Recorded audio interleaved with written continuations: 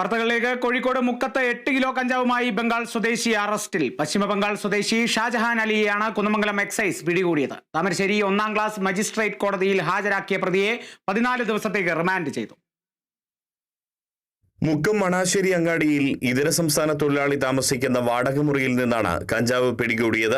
പശ്ചിമ ബംഗാൾ സ്വദേശി ഷാജഹാൻ അലിയുടെ മുറിയിൽ നിന്നും 8 കിലോ കഞ്ചാവ് കസ്റ്റഡിയിലെടുക്കുകയായിരുന്നു. കുന്നമംഗലം എക്സൈസ് ഇൻസ്പെക്ടർ CK നിഷിൽകുമാറിന്റെ നേതൃത്വത്തിൽ രഹസ്യവിവരത്തിന്റെ അടിസ്ഥാനത്തിലായിരുന്നു പരിശോധന.